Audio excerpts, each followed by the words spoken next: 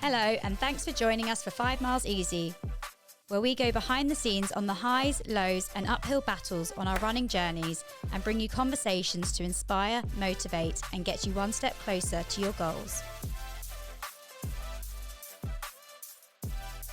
So let's lace up for 5 Miles Easy. We are your hosts, Steph And Rose. and today we are joined by ultra marathon running legend Carla Molinaro.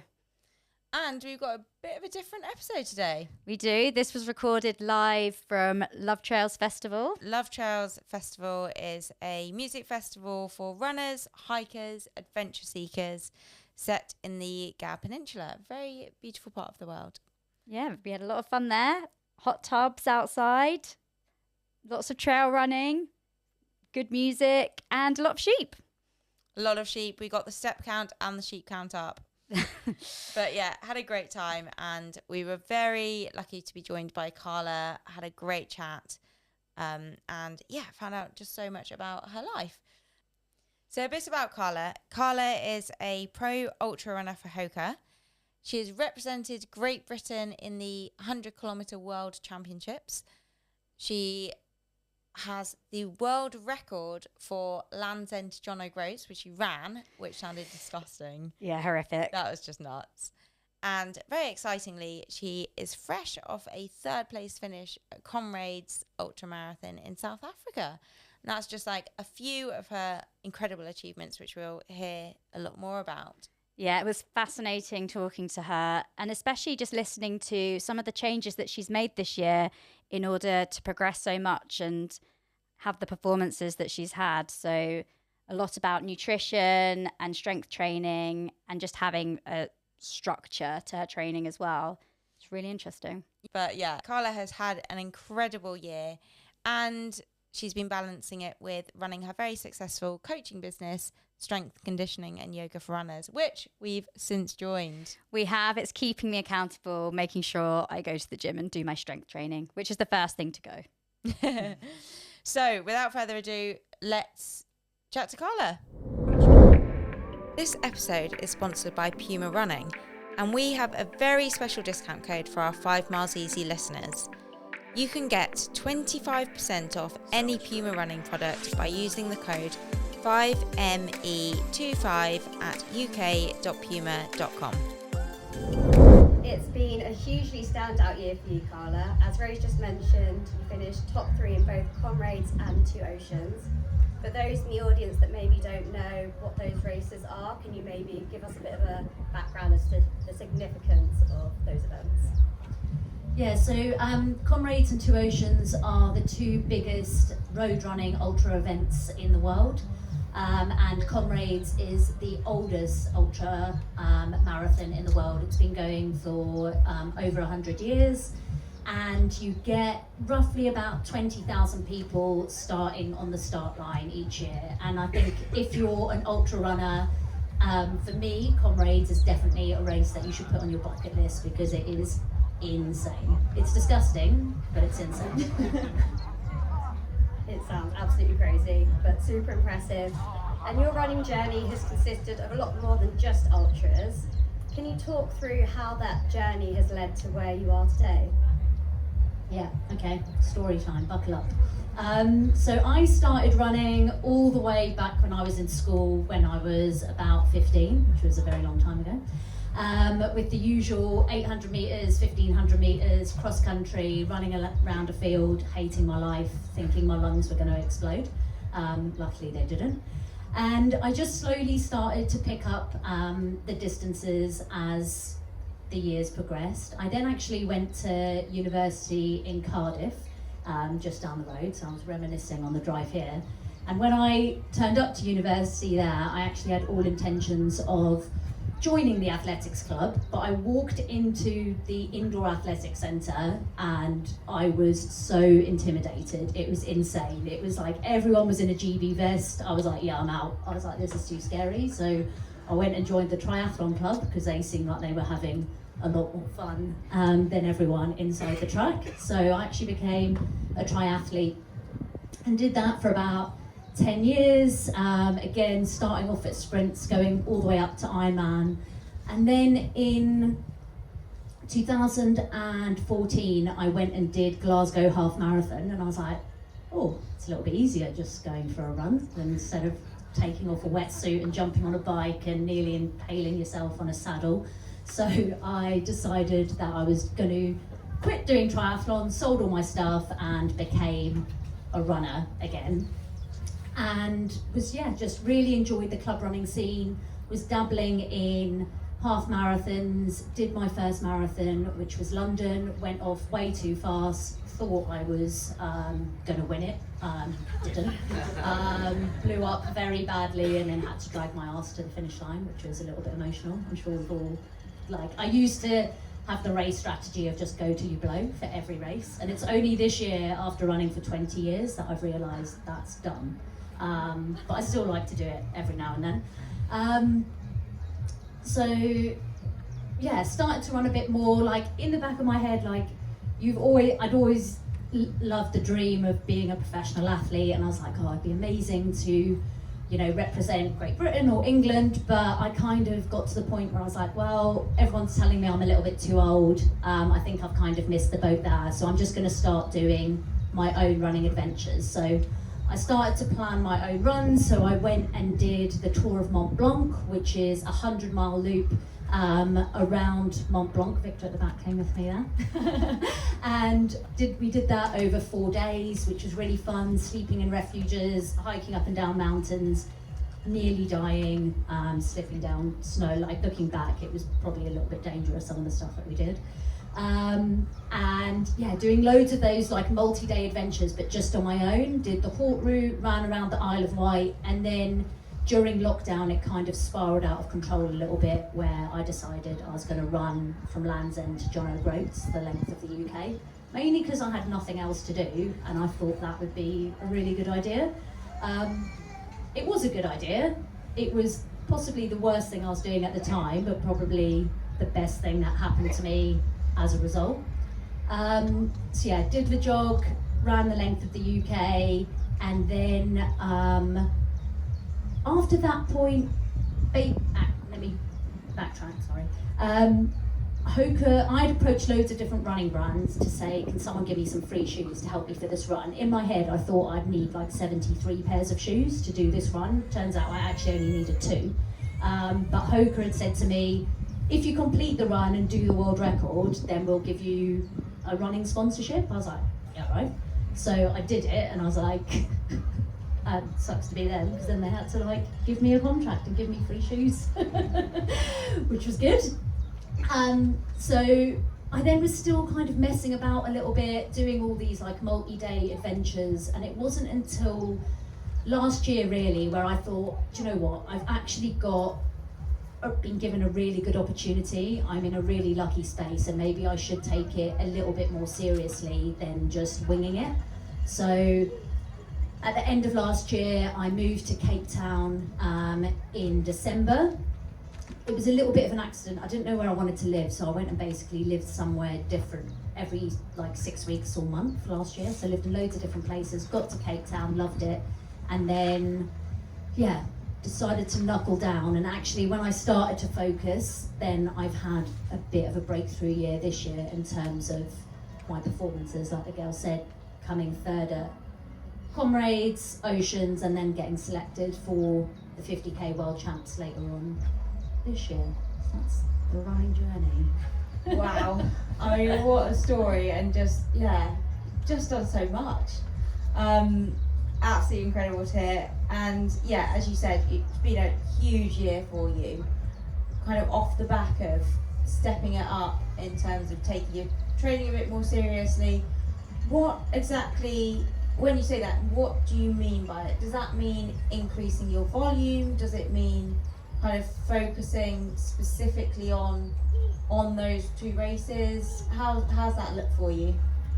Yeah, so for an ultra runner, I don't actually do that much volume, let's use that term loosely. So my training volume's about 100 to 110 kilometres a week, where a lot of the other girls I race with and marathon runners are probably more near the 160, 170k bracket. So I do a little bit less volume. I do cross train a bit.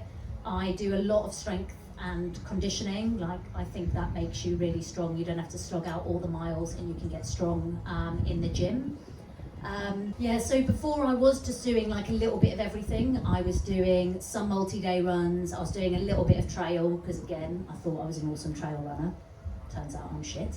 I love trail, it's my favourite thing, but I'm just not very good at it, so I was a little bit delusional with that. And decided to focus my attention onto road ultras, like that's where my strengths are. So yeah, focusing on those races, not signing up and doing everything. So I ended up getting a coach a year and a half ago, just because I will say yes to everything. So I mainly got him to rein me in, because I know now, like, people will ask me to do stuff and I don't even bother asking my coach, because I know he'll tell me no. So yeah, focusing on the stuff that I'm good at. I still do loads of trail running, so all my easy runs are still on the trail, so I get off and I get to enjoy it, but I don't race them because I'm not very good at racing trails. It's so interesting hearing how different people's approaches to training work for them. So for you, the lower volume, but also focusing on developing your strength and those other 1%. The gym work and the strength's clearly been a big thing for you, and you have a very successful business. Those who don't know, Carla started a business, strength conditioning and yoga for runners. Can you tell us more about that business?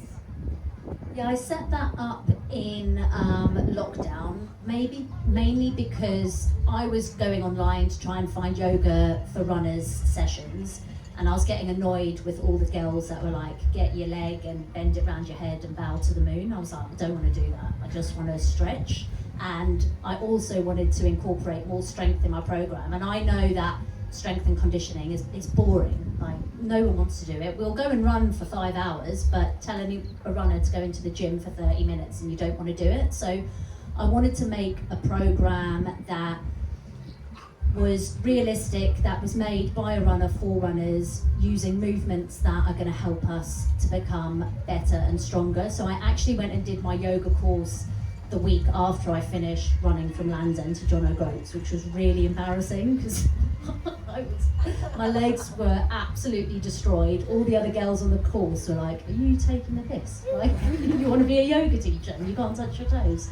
I was like, just don't worry about it, just let me get my qualification and it'll be all right. So yeah, I set it up to make the sessions like short and sharp, so people could get those things done, they could make themselves stronger, they could keep the injuries away.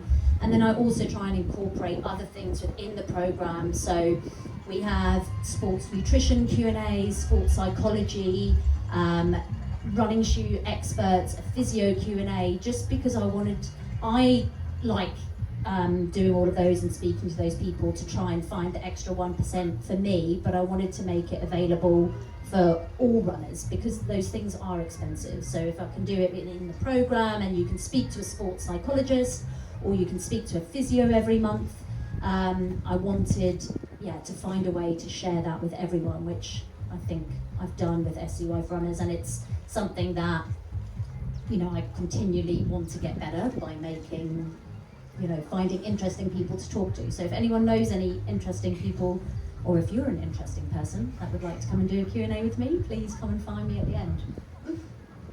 That's awesome. I mean, it's one of those things that when you say it, it sounds so obvious, but you're right, like, it is hard to find that kind of strength conditioning yoga that is so running specific. So yeah, awesome. And it's obviously been a really successful business for you. I know it's grown so much over the last couple of years. That must make you pretty busy balancing that and obviously being a pro runner, going and breaking records, etc.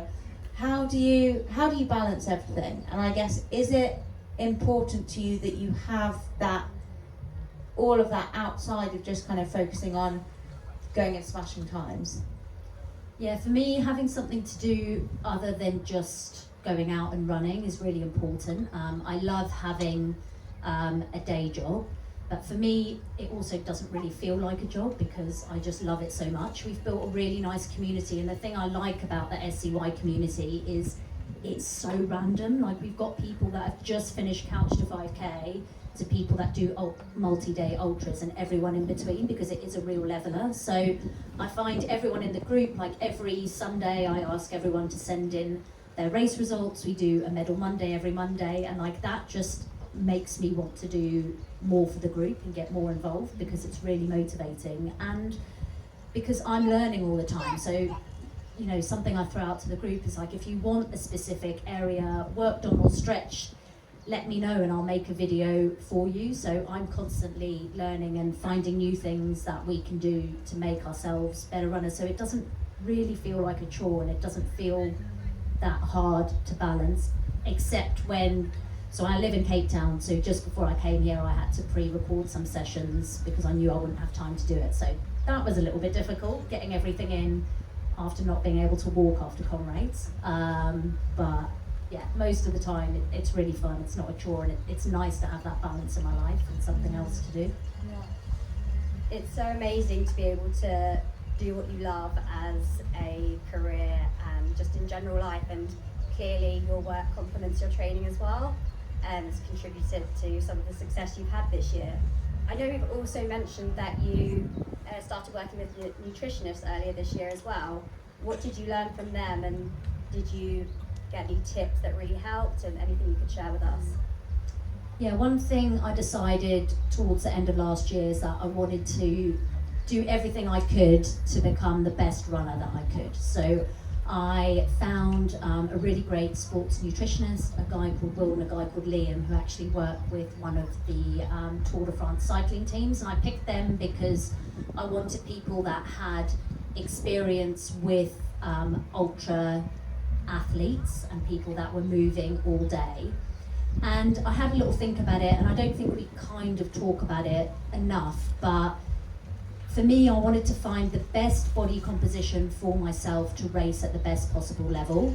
And just before I went to South Africa, I'd gone really hard on the sticky toffee pudding diet, which was great. I went in search of the best sticky toffee pudding in the Peak District. I only got to an 8 out of 10, but I'm going back up to visit those guys on Tuesday, so there's still hope that there's a 10 out of 10 out there. But so yeah, and I probably tipped the scales a little bit where I was like eating a little bit too much. And so I said to these guys, look, I want to find like the best racing weight for me, because it's physics, you know, you can't be too heavy, you can't be too light, there's problems associated with both. And I said to these guys, it might be that I'm at the right place now, I might need to be a little bit heavier, I might need to be a little bit lighter. So we did blood tests and measuring body fat percentage, and went and did DEXA scans and did it all very scientifically to figure out where that level for me was. So that was like a really interesting kind of experiment with myself that I did this year.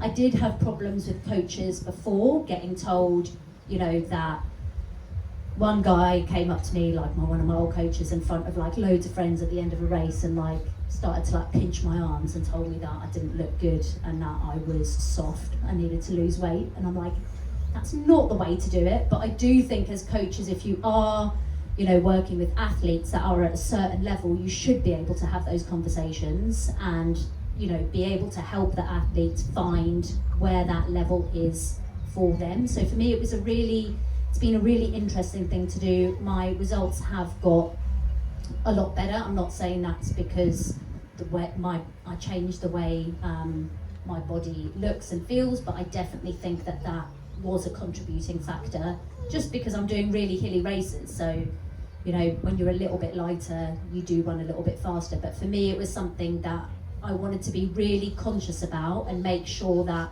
I wasn't going into an energy deficit or doing anything mental and going too far off the scale. So that's why I chose to work with these guys who are professionals and know the markers to look at and someone to watch me do it, because I think, you know, it is quite easy to fall off that wagon and go too far the one way. So yeah, that's been a really interesting journey this year. Yeah, that's so interesting because it is so individual, and you know, we really are talking like the 0.1% here, aren't we? So I think you've obviously taken such a scientific approach to it, and almost looking at it and like as if it's someone else's body, and it is just, you know, science. And that is, yeah, that's a really interesting way of doing it, and I guess being able to kind of, yeah, just work really objectively there. So yeah, that's awesome to hear. After Comrades, obviously, it is a massive deal anyway, but in South Africa, it is just next level. So I can imagine you're kind of a pretty big celebrity there now after your third place finish. What's it been like for you, and have you, I guess, how do you deal with that pressure of after the race and whatever's next for you? Yeah, it's pretty insane. Like, South Africans are obsessed with Comrades. It's literally the focus to everyone's year. So yeah, it's been pretty crazy. Like, people recognise you going for a run, which is just bizarre. But for me, I don't know, I haven't really felt any pressure yet. Luckily, going into the races this year, both of the races released like a contenders list, which are like the people that they think are going to become top 10 in the race, and I wasn't on either of those lists for either of the races, so it was quite nice this year going in a little bit under the radar. I could do my own thing, I had my own strategy, where I think next year my cards are marked a little bit.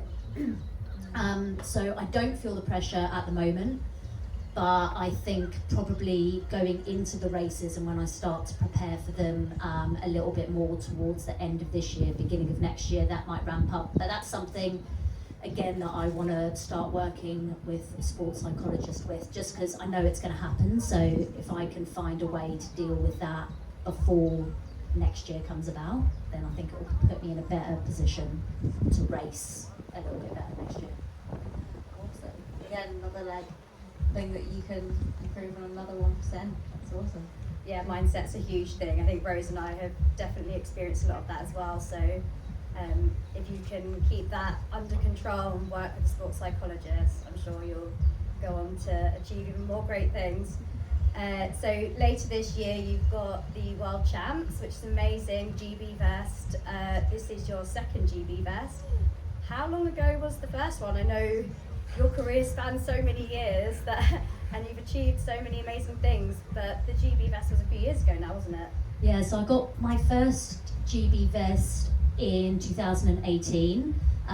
It was a little bit kind of by accident. So we had done this multi-day run where we decided it would be a good idea to try and run from Cape Town to Comrades and do 90k a day for the 20 days and the race on the final day. We all got injured along the way, and then it was actually like, let's just see how much distance we can run. So I ran 900 kilometers in the 3 weeks before the race, did Comrades, and then ended up coming 9th, which, yeah, was a little bit surprising. And mainly by all the girls I was racing against, they were just like, who are you? Like, what are you doing? And then I got an email from Team GB the next day saying, we want to select you for the 100k World Champs.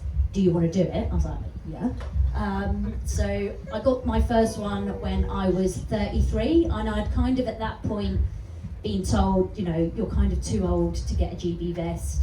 And I was like, okay. So it was a nice surprise when I got that. I went to that race really underprepared. I didn't know what I was getting myself in for. I was completely out of my depth. So now, 5 years later, at 38, I've just got my second one. And for me, that's really exciting because as I've been getting older, I've been getting quicker. So in the last year, I've had a 10k, a half marathon, a marathon, and an ultra marathon PBs. So I think sometimes, you know, when people say as you get older, you get slower, we just accept that, where I don't really think it's true. And what was really exciting for me was at Comrades last year and this year, 8 of the women in the top 10 were all over 40. So there is longevity in the sport, and you know, for any girls like me who had kind of given up that dream a little bit, I don't think we should, because there's still a huge amount of possibilities. Even the you know, the girls at the Commonwealth Games last year, the person who won was 45, which yeah, is incredible. So I'm hoping that now I can go into the World Champs this year like more experienced, actually knowing what I'm doing, and hopefully there's a few more GB vests to come after this one. Definitely, so inspirational. Yeah, yeah, it's amazing to hear, and just I think, you know, breadth and diversity, and just seeing kind of women over 30 doing such amazing things is awesome. Thank you for joining us for 5 Miles Easy. See you next week.